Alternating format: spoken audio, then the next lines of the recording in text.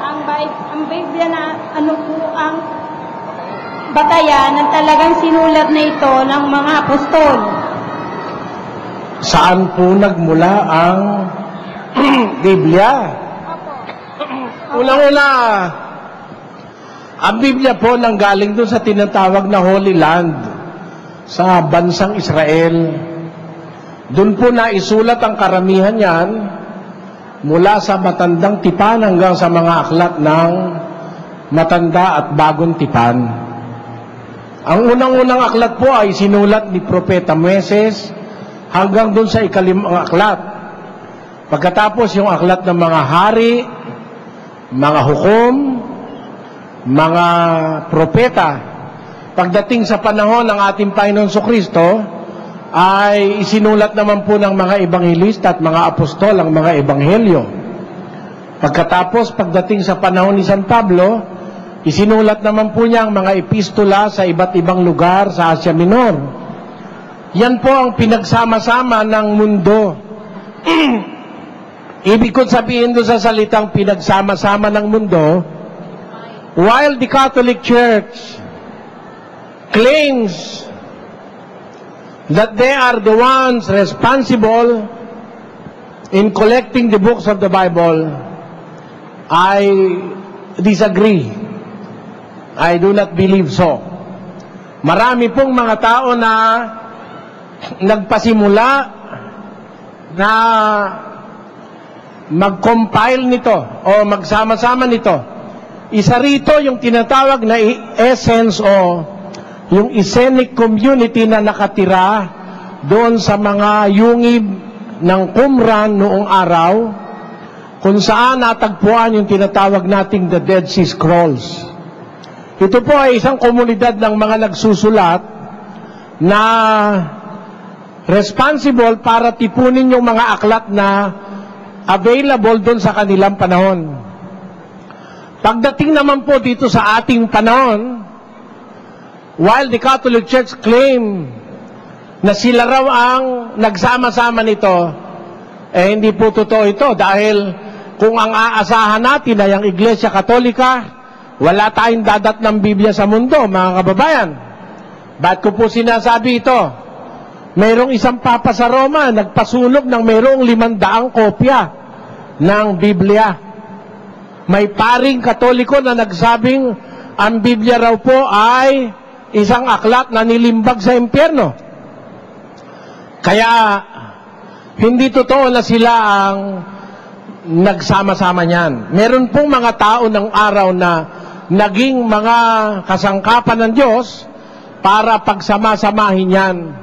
Masasabi natin yung iba riyan ay naging miyembro ng Iglesia Katolika. Pero hindi lahat ng mga nagmalasakit ay Katoliko, gaya ng sinasabi ng Katoliko.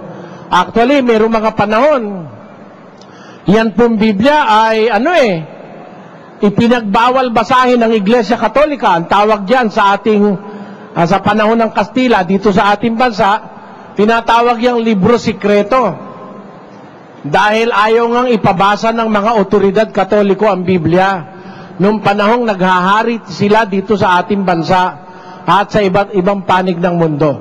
Ngayon, yung tanong nyo na ano raw ba ang patunay na ito isinulat ng mga apostol? Kasi po, ang mga apostol po ang pinagsabihan ni Kristo ng kanyang mga aral. Wala pong makakasulat nung aral na yon kung hindi nga nila narinig. Ang katunayan, hanapin mo yung aral ni Kristo sa ibang mga aklat sa mundo, wala pong kapareho yun. Ang mga apostol ang kanyang pinagsabihan yan, siyang kanilang pinasulat. Pakinggan nyo, sa 14:37 ng unang Korinto, ganito po ang sabi ni Pablo. Kung iniisip ninuman na siya'y propeta o ayon sa Espiritu, ay kilalanin niya ang mga bagay na sa inyo'y isinusulat ko na pawang utos ng Panginoon. Si alguno a su parecer es profeta o espiritual, reconozca lo que os escribo porque son mandamientos del Señor. Kilalanin niya Ang sinusulat ko sa inyo, pawang utos ng Panginoon. If any man think himself to be a prophet or spiritual, let him acknowledge that the things that I write unto you are the commandments of the Lord.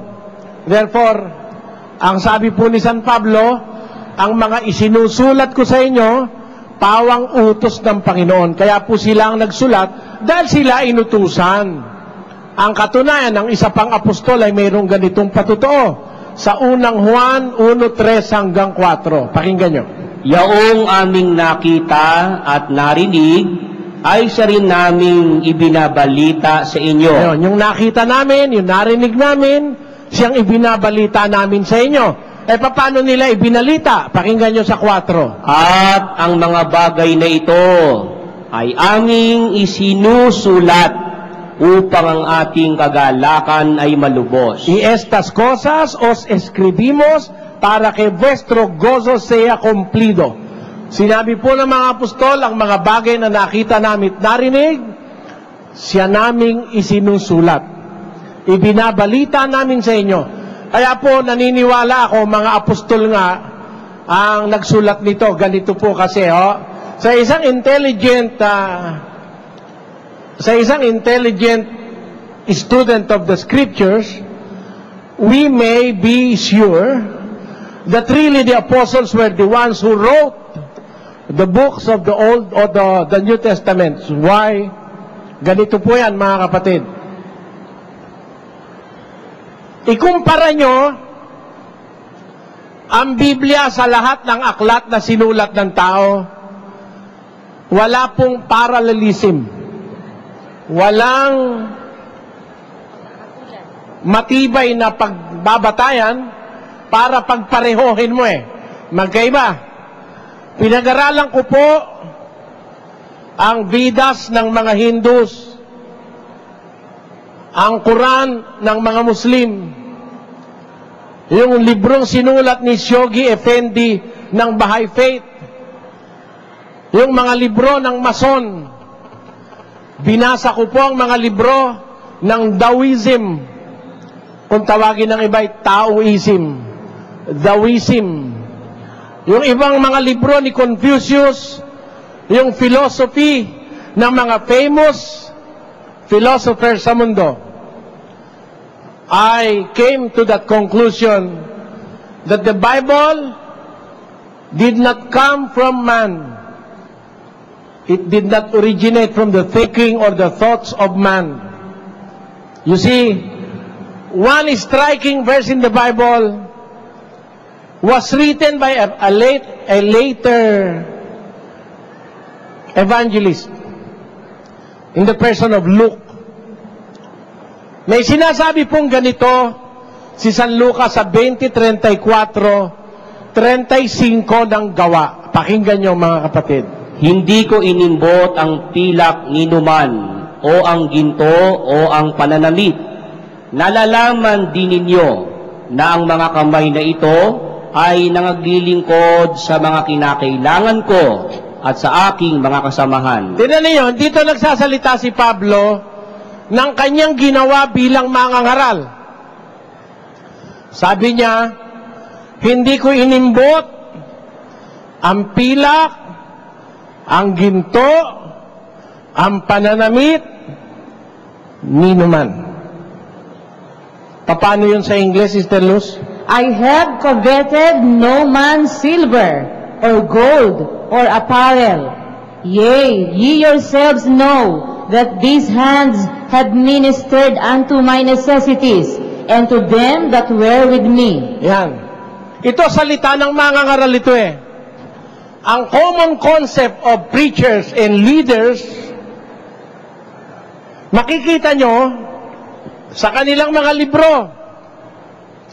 Ang concept ni Confucius, ni Buddha, ni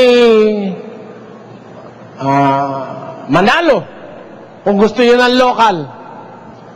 Yung konsepto ng ni Kibuloy, ni Brother Mike. Huwag ka naman magagalit sa akin, Brother Mike. Ikaw ang local siyempre. Alam mo, kilala ko yun Hindi ko kilala kasi masyado si Rex